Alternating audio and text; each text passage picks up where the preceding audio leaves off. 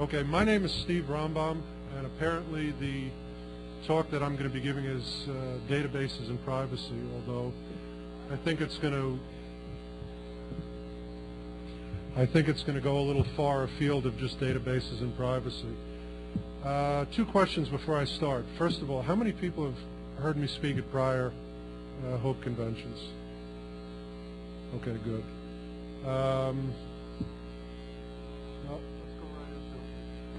Although I disagree rather profoundly with a lot of things that the previous speaker said, one of the things that I do agree with is that availability of information, all types of information, to the average person is the primary thing today that either empowers us or disempowers us as citizens, as individuals, as Americans. There are numerous types of data sources out there which either we can't access or we are unaware of their existence. Let me give you a little overview theoretically, and then as soon as they've hooked this up, I'll select a couple of volunteer victims and I will show you what's available out there on the individual person. It is impossible, unless you are the Unabomber living in a shack somewhere in Montana, to avoid being cataloged and pigeonholed and having the most minute and personal details of your life recorded, usually against your will, and made available to third parties, almost always against your will. Let's take an average day. You talk on the phone. Who you talk to is recorded, who your friends are. You make a purchase with a credit card. Your likes and dislikes are recorded. You use your credit card at a supermarket. Even what brand of cereal you like is recorded. You travel, and where you've gone and how long you've stayed there and what movie you've watched on the hotel TV is recorded. You buy a Metro card or use an Easy Pass, and where you've gone and when you've been there is recorded. With the new 911 enhanced cell phones, everywhere you've been during the day, if you've got a cell phone in your pocket, is a matter of record. And by the way, it's extraordinarily accurate. I can tell you that I'm aware of a divorce case where a guy was accused of adultery, and he was able to prove by where his cell phone was during the period of time that he was supposedly philandering that he was not with the woman that he was supposedly cheating with. It goes much further than just the simple databases of which you're aware. Imagine now you subscribe to magazines. Do you buy Soldier of Fortune magazine? Well, that has one connotation. Do you subscribe to Cat Fancy Journal? Well, you probably own a cat. Do you subscribe to Out magazine? Well, you're probably gay. Do you subscribe to Moment magazine? Well, you're probably Jewish. There is nothing that is not categorized and recorded about your life. What you eat, where you go, who your friends are, how much money you make, your religion, your sexual orientation, your pets, your personal ownership of everything. Every time that you fill out a warranty card, every time that you travel somewhere, every time you make a credit card purchase, every time you turn your cell phone on, it goes into a database. Are you clapping in support of the databases, or give me a second. It gets even more insidious when you learn about something called psychographics. It's a term that many of you have never heard. It is a remarkable field of study. It's now, by the way, a field of study that's of great interest to law enforcement. Let me give you an example. There was an actual study that determined about 15 years ago, one of the famous studies that if you study this field you learn about, that people who own cats and drive Volkswagens like chunky peanut butter.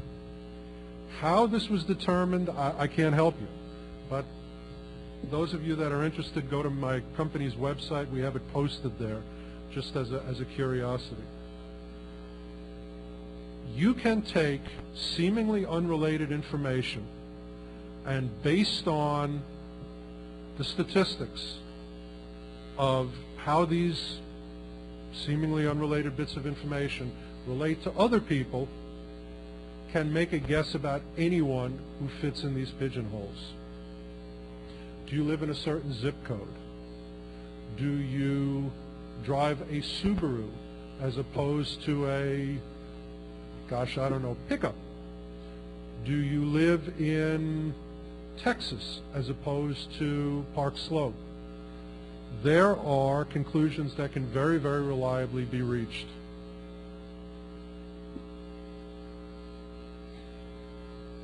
Today, because of the advances in computer storage and computer speed and computing power, it is possible for anyone who wants to start a database company to have more computing power and more relational database ability than the CIA did 25 years ago. I can, for example, I'll tell you a true story. I'm an investigator. By the way, show of hands, how many people saw me listening to the speech and thought that they had won the Spot the Fed contest? Just show of hands. I'm an investigator, and I conduct real investigations. I was working on a homicide case in Kerr County, Texas, a few years back, and the Sheriff's Department, which is actually one of the more capable sheriff's departments in Texas, was unable to determine who was living in a particular trailer park during a certain period of time. They were looking for potential witnesses to a similar event. We were able to take the Texas driver's license file, run it through my office's computers, and do a search by address, which the Texas DPS computers were not set up to do yet. Even with our office computers, we had enough computing power and enough storage space to take the entire database from the state of Texas, easily put it on a small fraction of a drive, index it by every word, and then just grep for the address or the range of addresses. And we were able to give that to the Sheriff's Department, and they were able to actually find witnesses which allowed them to make a triple murder arrest, or contributed to them being able to make a triple murder arrest. Anyone now has the ability to purchase databases. Now, when I say the ability, I mean the computing ability. We're going to talk about the legal and financial ability in a second, which is where it gets really insidious.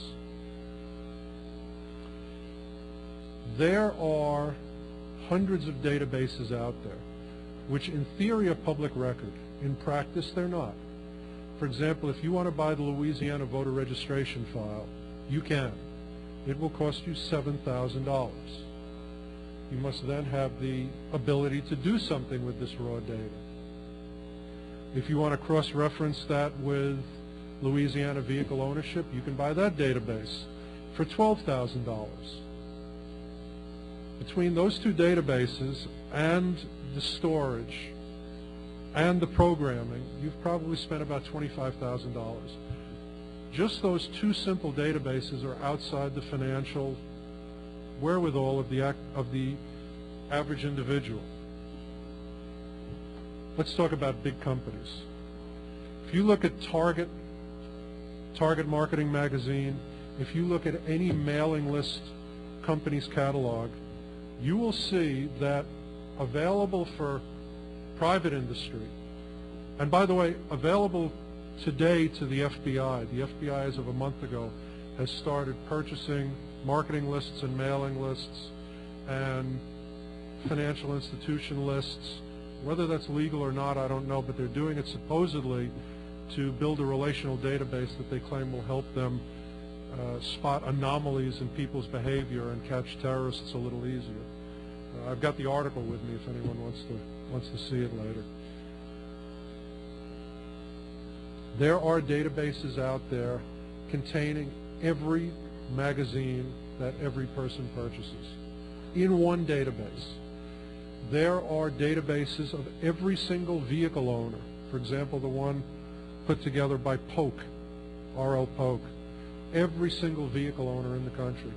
If you've ever gone to Carfax to check carfax.com to check whether a car is a lemon to see where it was previously registered, Carfax is able to do that because thanks to Polk, with which they're affiliated, they have every single motor vehicle in the country.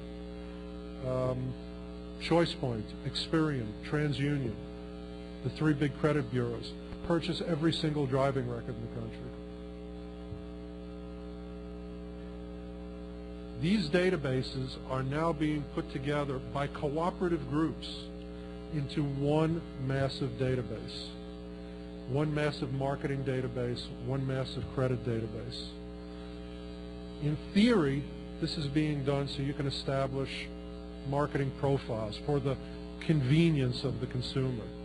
In theory, this is being done to better predict who's going to be a credit risk, who's going to declare bankruptcy, which in theory will allow banks to give preferential interest rates to people who aren't a risk. In practice, this data is available to all sorts of people that it shouldn't be available to, while not being available to you, occasionally to me, and most of the time you're not even able to access the information that's available in databases on you personally. You're not able to check it for accuracy.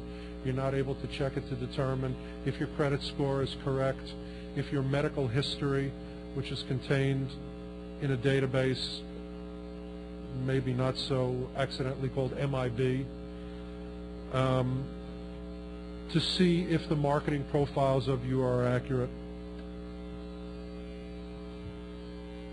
I can tell you that I've done investigations where I have been given by the client, doesn't happen often, but where I've been given by the client an unlimited expense budget to investigate someone.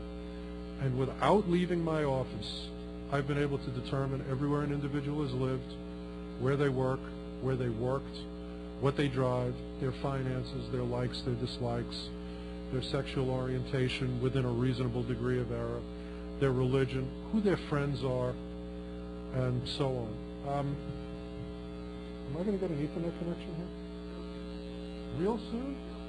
Real soon. Absolutely no.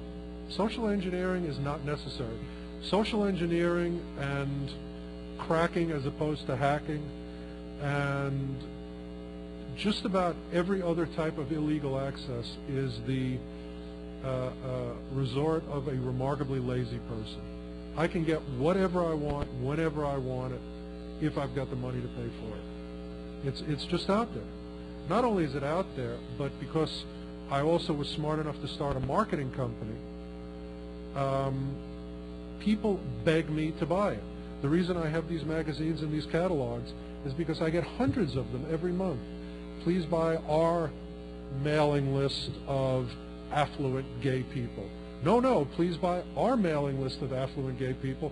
Ours is less expensive and it's more NCOA'd, which is post office updated. Some of the marketing lists are designed to be remarkably and frighteningly detailed. For example, there's a okay. You better be.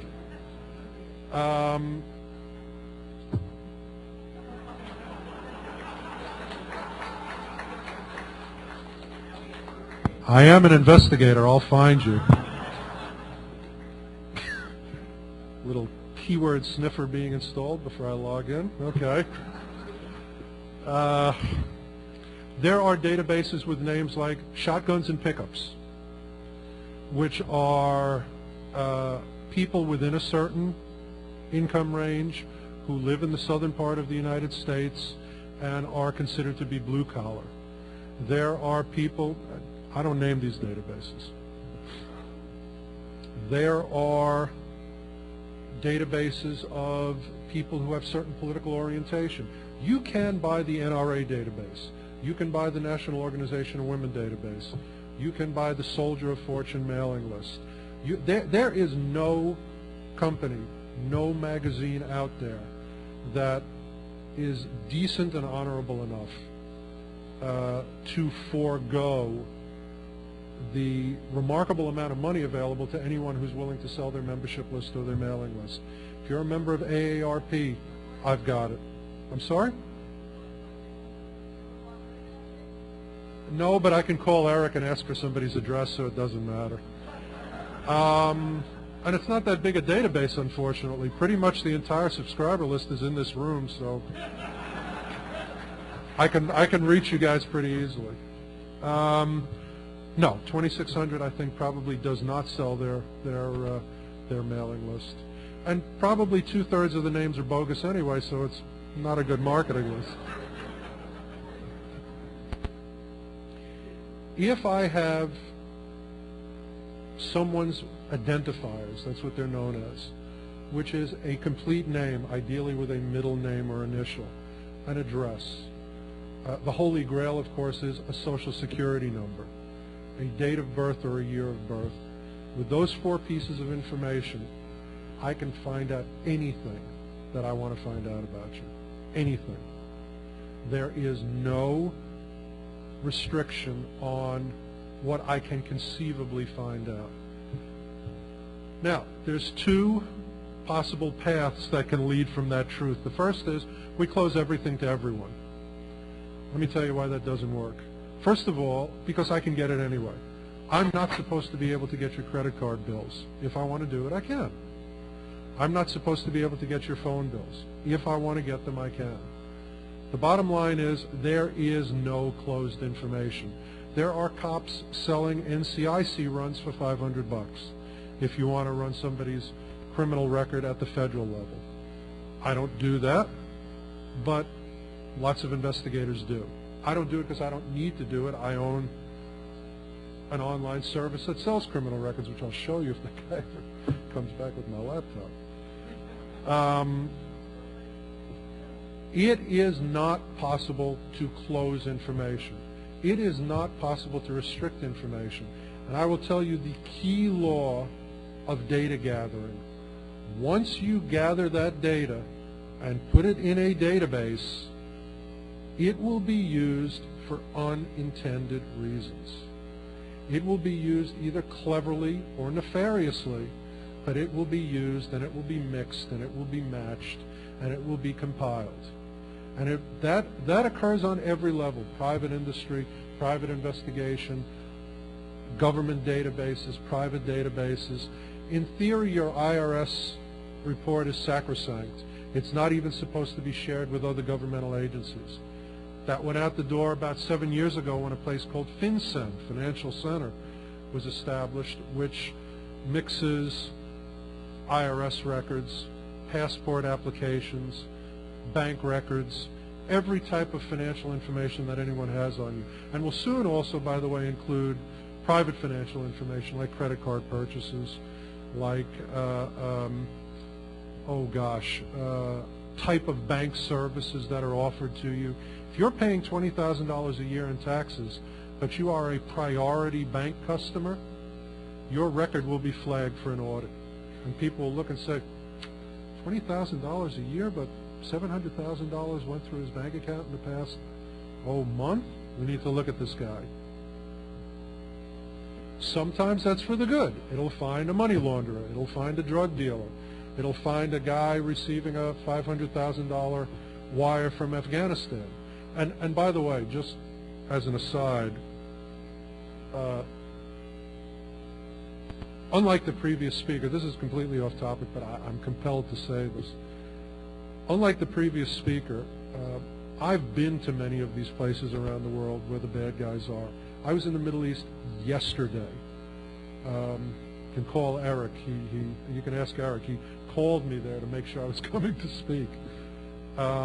I've been to Cuba. I've been to communist countries. And the proof that the bulk of what this gentleman, well-meaning gentleman, but uninformed gentleman said is not true is the fact that he was able to get up here, say it, wink, smile, make jokes, and 15 guys with Kalashnikovs didn't come from stage right and carry him away. With all this country's flaws, we're in pretty good shape. And, you know, when I was in Egypt, a lot of guys told me, you know, isn't it true that the bombing of the World Trade Center was really done by Jewish people? Didn't Israel tell all the Jewish people to stay home from work that day? That's something that's actually considered a truth in the Middle East. It's astounding. Huh? Yes, exactly. You know, there are people who believe everything. There are, I guarantee you, people in this room who believe that we didn't really land on the moon, that was done in some Hollywood soundstage. I remember when I was growing up, I used to hear that all the time. Huh? Absolutely. It would have looked more like Star Wars. Okay. Good. It wasn't that important anyway. No, I'll talk to you later. I don't want to digress this much. I just really felt compelled to say one mildly patriotic thing to sort of restore the karmic balance in the room after the last speaker. Now back to databases and privacy. Let's move on to the topic of the Internet. The Internet, in theory, makes more information available to us on a daily basis, more new information available to us on a daily basis than was the sum total of all the knowledge in the world prior to the invention of computers. That's the theory. In practice, there is more crap out there and more badly indexed search engines. And for those of you who've searched for a professor's name and gotten 1,700 S&M websites as your first choices, you know what the problems are. I can tell you that much of the stuff out there is not unlike much of the stuff that you heard from the previous speaker.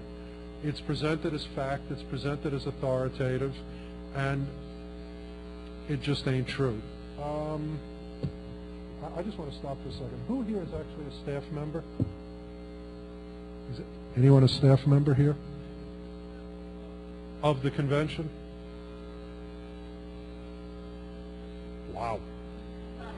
Anarchy rules. Huh? Hey, are you working here? Give me a phone. Give me my laptop. Yeah, okay, because if there's a problem hooking it up, maybe we can. The backup is all done. Okay, because good. No, I mean there's a certain point that I just can't continue without being able to do that. Very funny. No, you'll see what they put on here. Everybody's a comedian.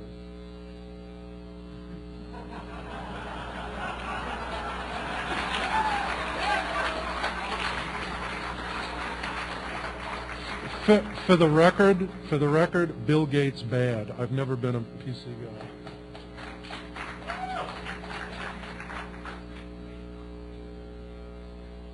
Now, before I do this, let me say two things. We set up a special account on a special website for this. Please do not try to hack in after I've left. There's $700 credit in the account. It's a separate website. All you'll be doing is pissing me off. There's nothing for you to get into. I need a victim who is willing to disclose his real name.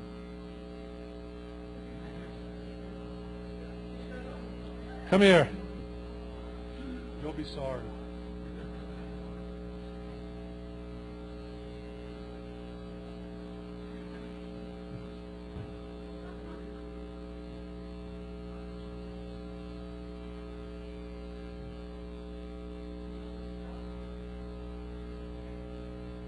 Wait a second.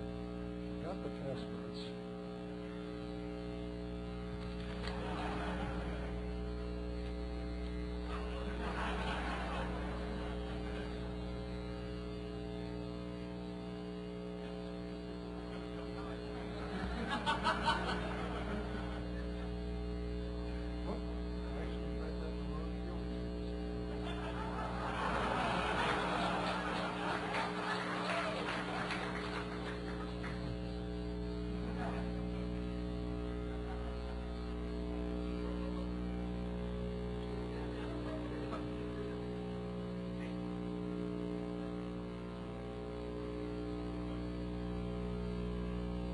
Okay.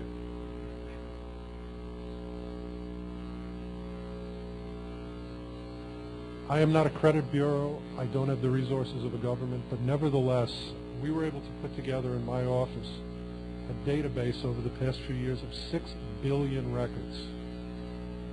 This covers the country. You can search. We've indexed by every word. You can search by person's name. If you're searching for a female and you don't know her current married name, you can search by just the first name and a date of birth, by address, by whatever. How old are you? See, you're too young to really show off on. You're not in enough databases yet. I need an older victim. Go sit down now that you've seen the passwords. Older? How old are you? Okay, we'll see in a second if that's true.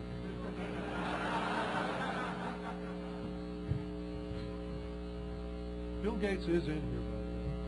Okay, what's your last name? Oh boy. Yeah, there's lots of names. First name?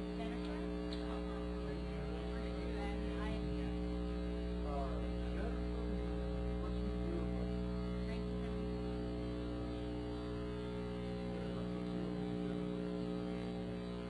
This is going to be really embarrassing if she's not in.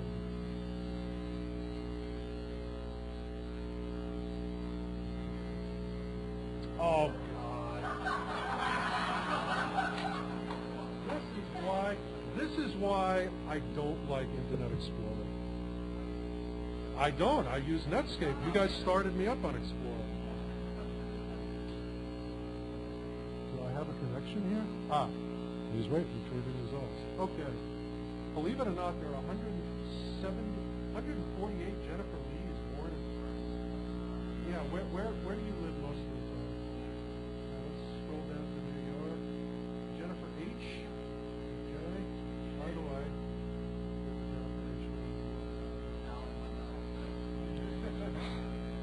I don't do this for free, though. All right. What's your zip code? Which one? Okay.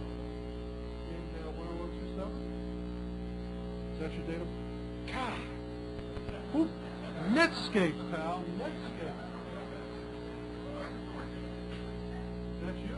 Is that where you live? Something like that. Okay. Well, now let me just show you a couple of scary things. The thing that says links. The thing that says links allows you to link this record to all the other records in the database. For example, man, this is a slow connection. Okay, there's an apartment number. Let's see who lives in that apartment with you. You live with a guy named Chaim Brody? Okay. Any of these people live with you? Okay, let's search then by street address. That's the mailman, you said? The mail address. If they don't, I was going to say, if you were living with a guy named Chaim, good for you. I'm looking for a woman who lived with a guy named Chaim. These are, it must be a really big building. All right, let's not monkey with that. But in theory, we should find, I don't know about on this screen, are they family name Lee? All right. Rather than spend years on this and bore everyone, I'm just going to go to the part that says Lee. This is a database that was ridiculously easy to make. It's voter registration, driver license, motor vehicle, and some other weird stuff. Lee. Doesn't matter. Doesn't matter. You'll note she said doesn't vote and doesn't drive. There's mom. There's mom. There's dad. Irving Lehman, a friend of yours? Keep looking for people who like Jewish guys. No luck. Okay, let me close this. This, by the way, which one is your mom or dad? Okay. This is your dad. Who's Adrian? Really? Okay, apparently you have a sister you didn't know about. Do you mind if I do your credit header in front of everybody? Go ahead. Okay. Let me tell you what a credit header is. The purpose of this is to make you nervous enough and make you realize that there's so much information out there that can never be put back in the bottle. The genie can never be put back in the bottle. That for us to be a free and open and democratic society, everyone needs to have access to the information. Otherwise, it's going to get more and more and more restricted. Let's see. Fraud detection. I want to make sure it's really you. Credit records are restricted. Credit headers, however, which are called that because in theory it's only the information on the very top of the header. That was a little too fast, wasn't it? Okay, is that your social security number? Okay. Okay, what's And not my date of birth. well, I had the correct date of birth. The Bureau has, see, better than the credit bureaus. Okay, you lived in California, in Massachusetts, Cambridge, went to college there? No, I was supposed to say that. Uh-oh, D.C. What are you doing in D.C.? I'll be I good. lived there for a summer, Doing? working for a newspaper. Oh, that's okay. Washington Post. Well, the other paper would have been better, but Washington Times. personal preference. You don't have to look too far to find out my politics. Don't worry. You don't need a database. Just ask me. This is an example of what's out there. Now, you wouldn't happen to own any companies, would you? No. Okay. Thank you very much. I need a victim who's in business. No, in a real business. In a real business.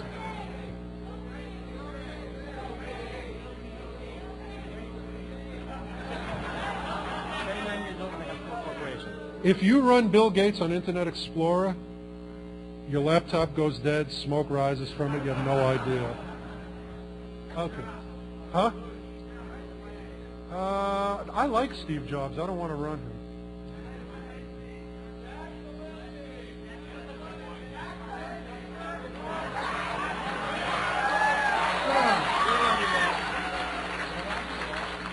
Jack Valenti.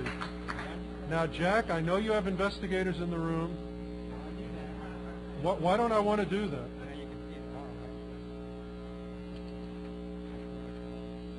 Oh, come on. Okay, sit there quietly. Everything will be fine. Right. Time for your 3 o'clock. Okay. Jack Valenti. Well, let's run it by person. By the way, how do you spell Valenti? What? V-A-L-E-N-T-I? Is his real first name Jack?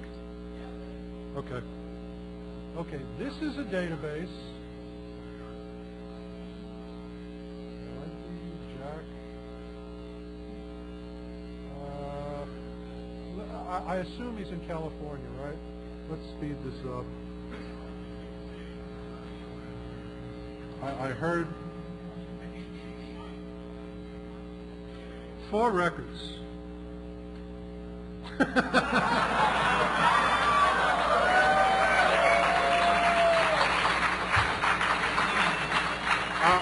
I assume the Ordway drugstore is because he has Winona Ryder under contract. Sorry, I couldn't help myself.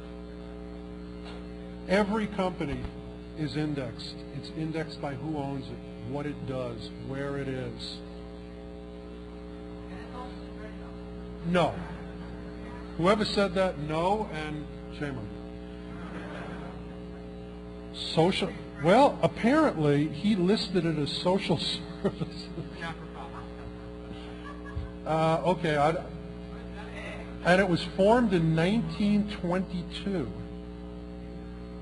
That's pretty impressive. There's his phone number if you want to call Jack, and his middle name is Joseph. Yeah. Just as an example. Stop that. I'm not running a Social Security number. Now let me show you an example of one thing which there are Don't be so smart. You're right. As an example of what anyone can do, and trust me, I don't have the computing power. I'm going to need a number from you in a second. I don't have the computing power of a credit bureau. I don't have the financial resources of a governmental agency. But I want to show you what we've been able to do. We've been able to put together a combination of all of our in-house databases that have phone number information with every decent web-based phone number database with a direct link, a 24-hour updated link to all the phone companies, to also things like a Usenet text search and a web search and what have you, which allows finding phone numbers. And it will find, by the way, about 60% of the non-published numbers in the country, which answers, I think it was your question, as to how much monkey business we have to use to get confidential information. The answer is not much. You just have to know where to look.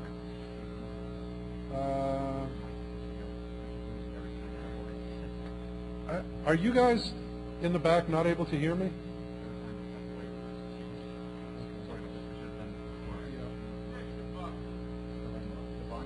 This is a clip-on? You swear this is a microphone? Okay. Is that working now? So I don't have to monkey with this? All right. Can you guys hear me in the back? Okay. Good idea. It only took the very end of my talk till you figured that out. Yeah, by the way, hold on. Oh, man. Don't blame me. That's your connection. 212.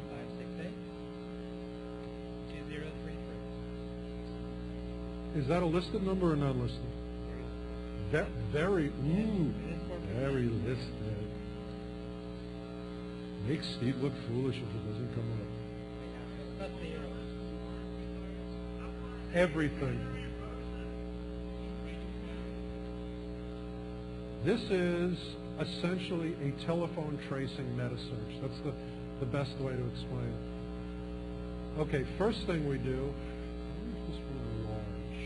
Oh, I can't. Okay, sorry. There's a limited screen here. I'll try to.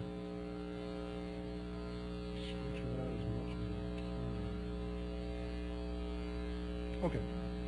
Starts out by telling you which central office. That's just simple. Okay, Data Protection International. Is that the correct address? Okay. Ooh, is that you? Okay, well, they're using your phone number. Who are they? They may have been the previous people here. Okay. So that was probably the previous people who had it. Okay, now archive telephones, you're right, they're the previous people. What we did was, as part of a joint project with a company called the Wingate Group, we bought up tapes from every telephone company, even the little telephone co-ops in the country, and we have about 24 years of tapes. And that's very valuable stuff for investigators if you want to break a cold case. Somebody comes to you and says, you know, this guy was wrongly convicted of murder that occurred on the corner of 87th Street and Broadway. And you need to know who was at 87th Street and Broadway 11 years ago, so you can go look for old witnesses. And I guess they were there. Let's see. Nothing in Usenet. See, apparently you're not controversial enough. Do we have somebody here with a listed number who's controversial?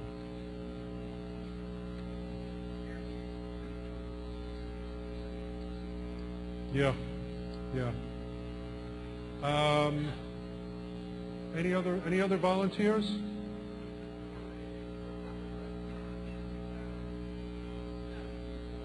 I can't hear a word you're saying, pal.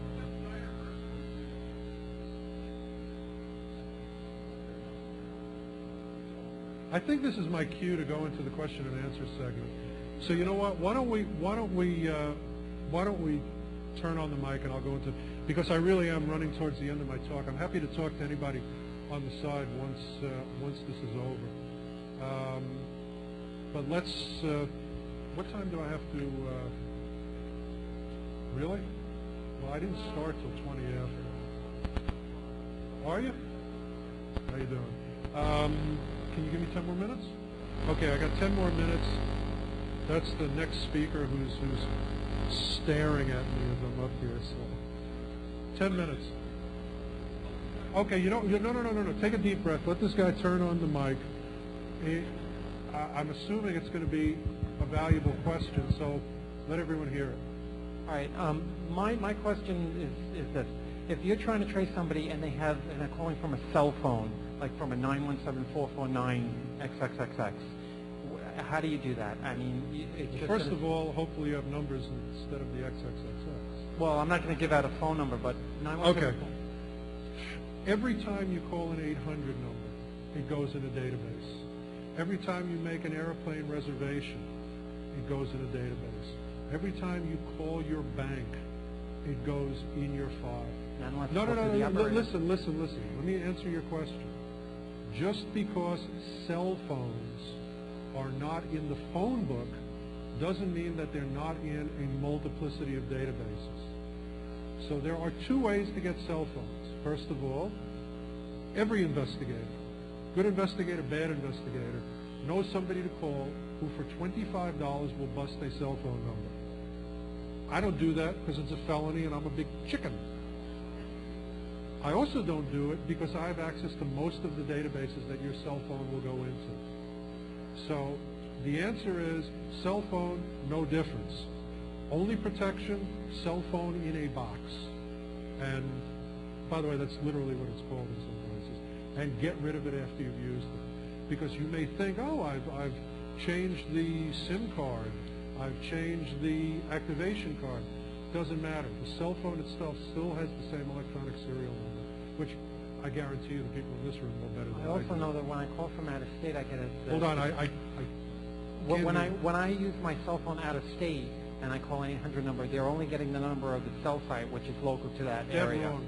It doesn't matter. You're just wrong. Your phone generates your number. Even though they're only getting the number. In fact, if you go, for example, to Canada with your phone, you will discover that your cell phone, which has caller ID blocked, will generate your correct phone number to everybody in Canada.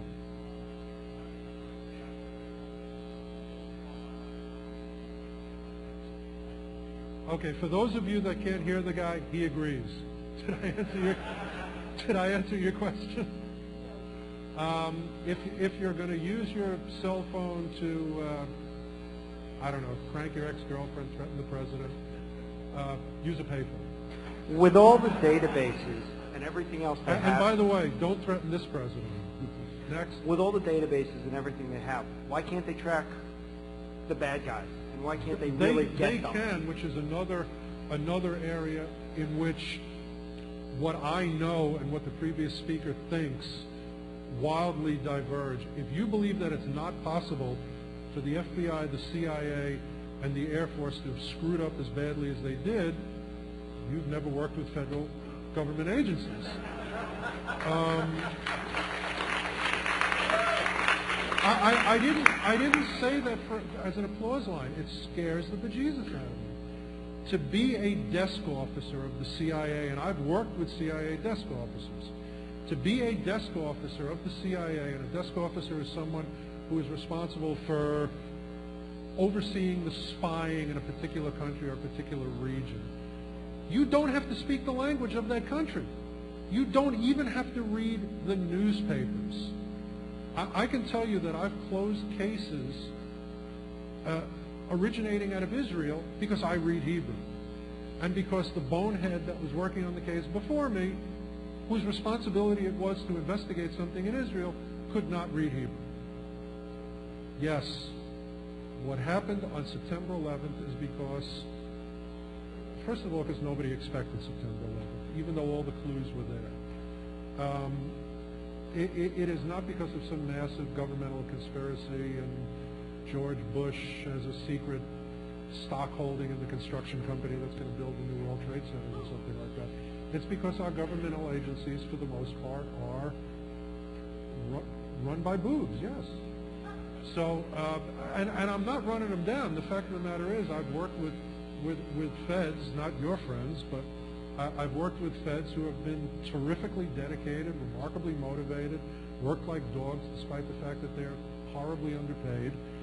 And the good guys are just, the capable people are so mangled by the bureaucracy that they run screaming into private industry, which is why working for me are some great ex-feds. All right. I can probably take all four people's questions if you speak fast. One thing that you mentioned Not was that fast. one thing that you mentioned was bringing equality to this whole equation by distributing these databases to everybody. So No, anybody can not have by access to them. distributing, but by not restricting. I don't think that it's appropriate. Look, I'm an investigator. I make a lot of money because people don't have access to this data and I do. And I think it's profoundly unfair. If you hire a nanny to watch your kids, you should be able to go and find out if that nanny has a criminal record or is a child abuser. If you hire somebody to drive a bus for your camp, you should be able to find out if the guy's a drunk driving arrest. And so on and so on. It's just common sense that 200 years ago, everybody knew everybody. You lived in a little village. You knew the guy living next to you. You knew his parents. You knew his grandparents. You probably inbred with your own first cousin. You knew everybody. Now, there's a guy living in your next door apartment from Washington who may be the Green River Killer for all you know. You need to be able to check people out when you have a legitimate reason to do so. I'm not saying you should be able to stalk your ex-girlfriend and track down where she's living after you called her 25 times in one night and she broke up with you. What I am saying is if you've got a legitimate reason to know about somebody, you shouldn't have to pay me $500 for the privilege of finding out really basic information about that individual. Okay. And by the way, it's $500 to start. Yeah, let me rephrase that question. Okay, if today you had unlimited budget, unlimited political power, what are the two things, or would you go more technical bent, or would you open this up by through the system of politics? There's no new technology necessary. Zero. It's Right. there. The first thing I would do is if I was suddenly made Minister of Information, cool title. Okay, I'm Minister of Information. My first royal legislation is all governmental agencies who have databases that are considered public record. By public record, I mean if you go into their office, they got to give it to you. I would mandate that every single one of those databases within 12 months must be on the web and must be searchable by all input criteria. Which, by the way, is the reason why nobody's going to make me Minister of Information. Well, I'm sorry, I didn't get your name and address? I agree with you about the all the data being collected on us is out there for the taking. For the people with the money, they have the ability to pull that information up. But as your example with Jennifer shows, there's a glut of information, and even with a name and a date of birth and a town, Oh, okay, let me still say have that problems. you're halfway correct. That's a bad example here because I didn't put in all the information she gave me. If I had her social security number, I would have just punched it in and I would have not gotten a data glut. I would have gotten an alternate record. So in most cases, data glut, not data glut. If you have input criteria that's accurate, you will be able to get very, very finely defined and frighteningly accurate information. The place where data glut kicks in is with you, not with me.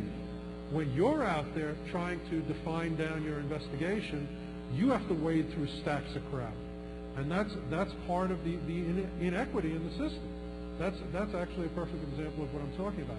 I can, for about $2, run Jennifer, get her social security number, feed that back in, and get everything I need. Get her date of birth, get her driving record, her vehicles, her mom, her dad, her boyfriends, where she went to school, and so on and so forth. if you had enough information to start with. No, absolutely not. I can start with a name and an approximate age and define it downward. And by the records that I'm getting, sift and filter, and this is not a particularly difficult process.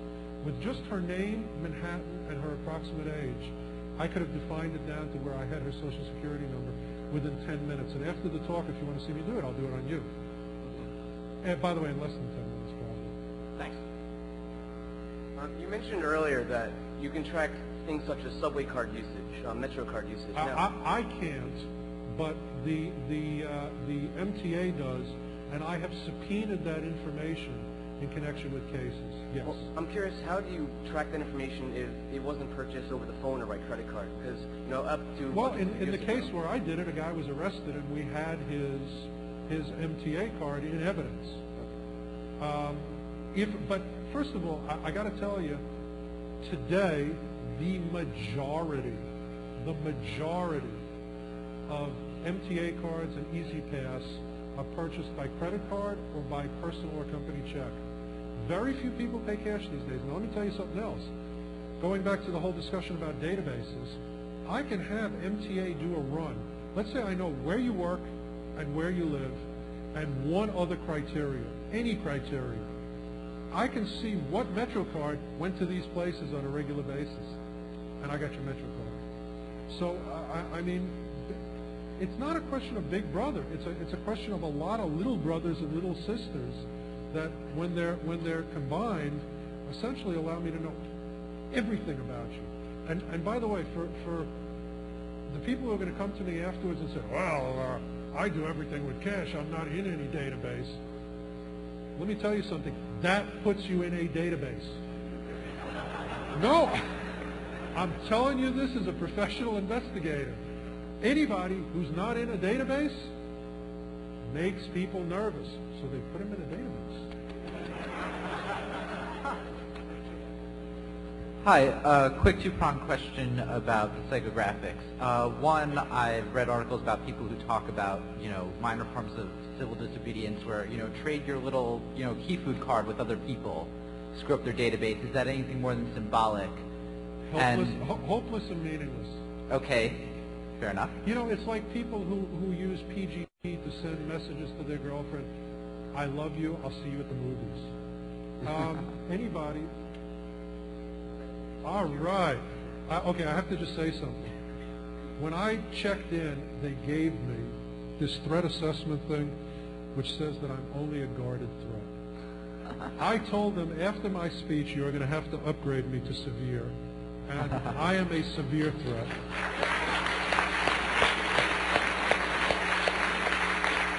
But you'll notice as a professional investigator, I can be undercover.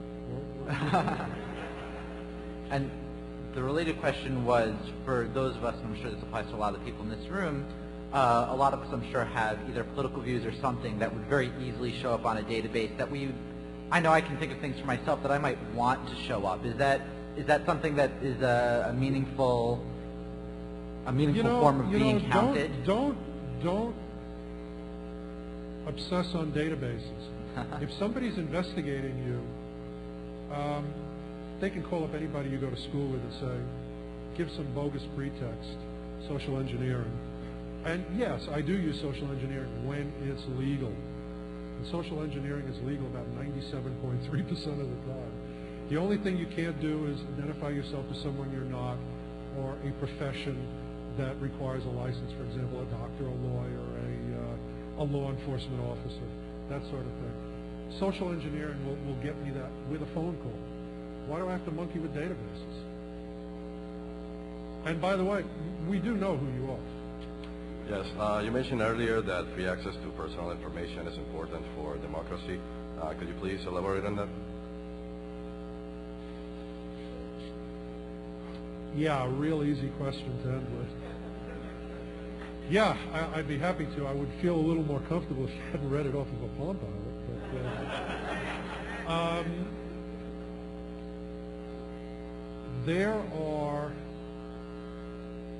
There is very little that is not known. There is very little about politicians that's not known. There's very little about bad individuals that's not known. There's very little about the world in general that's not known. But the actual access to this information is severely limited. You know, I remember a few years ago, a movie was made about a family that developed a cure for a terminal illness for their son. Thank you. And this cure had been known for 500 or 600 years. It just wasn't out there in an available way. It was probably in a medical research database or a Newsnet database that you have to pay $1,000 a year to subscribe to. It's just not available to the average person. That's an extreme example. A simpler, a better example is, let's say, for example, I am searching for my runaway daughter. I am an average person. I don't have access to every state's database. My daughter, when she turned 18 after she ran away, got a driver's license in Oregon. I have to either go to an investigator and pay him money to find this, or I have to ask the police to find her, beg the police to find her. They won't do it because she's an adult. Or if this information is open, I find my daughter. I hire a nanny. I can either hire an investigator to check her out for $500, or if the information is open, I find out that she has a child assault case in a neighboring state. Every bit of information, or the vast, vast majority of everything that you might reasonably need to know in your life is there. It's available. You know, there's a saying, there's nothing new under the sun, not to bring in a biblical reference to a hacker convention. Do you buy Soldier of Fortune magazine? Well, that has one connotation. Do you subscribe to Cat Fancy Journal? Well, you probably own a cat. Do you subscribe to Out magazine? Well, you're probably gay. Do you subscribe to Moment magazine? Well, you're probably Jewish. There is nothing that is not categorized and recorded about your life. What you eat, where you go, who your friends are, how much money you make, your religion, your sexual orientation, your pets, your personal ownership of everything. Every time that you fill out a warranty card, every time that you travel somewhere, every time you make a credit card purchase, every time you turn your cell phone on, it goes into a database. Are you clapping in support of the databases, or give me a second. It gets even more insidious when you learn about something called psychographics. It's a term that many of you have never heard. It is a remarkable field of study. It's now, by the way, a field of study that's of great interest to law enforcement. Let me give you an example. There was an actual study that determined about 15 years ago, one of the famous studies that if you study this field you learn about, that people who own cats and drive Volkswagens like chunky peanut butter. How this was determined, I can't help you. Back somewhere in Montana, to avoid being cataloged and pigeonholed and having the most minute and personal details of your life recorded, usually against your will, and made available to third parties, almost always against your will. Let's take an average day. You talk on the phone. Who you talk to is recorded, who your friends are. You make a purchase with a credit card. Your likes and dislikes are recorded. You use your credit card at a supermarket. Even what brand of cereal you like is recorded. You travel, and where you've gone and how long you've stayed there and what movie you've watched on the hotel TV is recorded. You buy a Metro card or use an Easy Pass, and where you've gone and when you've been there is recorded. With the new 911 enhanced cell phones, everywhere you've been during the day, if you've got a cell phone in your pocket, is a matter of record. And by the way, it's extraordinarily accurate. I can tell you that I'm aware of a divorce case where a guy was accused of adultery, and he was able to prove by where his cell phone was during the period of time that he was supposedly philandering, that he was not with the woman that he was supposedly cheating with. It goes much further than just the simple databases of which you're aware. Imagine now you subscribe to magazines, but those of you that are interested, go to my company's website. We have it posted there just as a curiosity. You can take seemingly unrelated information and based on the statistics of how these seemingly unrelated bits of information relate to other people, can make a guess about anyone who fits in these pigeonholes. Do you live in a certain zip code? Do you drive a Subaru as opposed to a, gosh, I don't know, pickup? Do you live in Texas as opposed to Park Slope? There are conclusions that can very, very reliably be reached.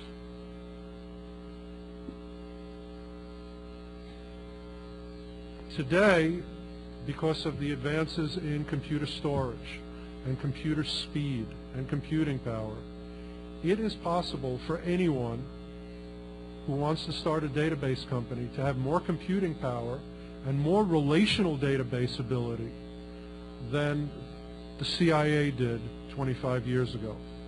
I can, for example, I'll tell you a true story. I'm an investigator. By the way, show of hands, how many people saw me listening to the speech and thought that they had won the Spot the Fed contest? Just show of hands. I'm an investigator, and I conduct real investigations. I was working on a homicide case in Kerr County, Texas, a few years back, and the Sheriff's Department, which is actually one of the more capable Sheriff's Departments in Texas, was unable to determine who was living in a particular trailer park during a certain period of time. They were looking for potential witnesses to a similar event. We were able to take the Texas driver's license file, run it through my office's computers, and do a search by address, which the Texas DPS computers were not set up to do yet. Even with our office computers, we had enough computing power and enough storage space to take the entire database from the state of Texas, easily put it on a small fraction of a drive, index it by every word, and then just grep for the address or the range of addresses. And we were able to give that to the Sheriff's Department, and they were able to actually find witnesses which allowed them to make a triple murder arrest, or contributed to them being able to make a triple murder arrest. Anyone now has the ability to purchase databases. Now, when I say the ability, I mean the computing ability. We're going to talk about the legal and financial ability in a second, which is where it gets really insidious. There are hundreds of databases out there, which in theory are public record. In practice, they're not. For example, if you want to buy the Louisiana voter registration file, you can. It will cost you.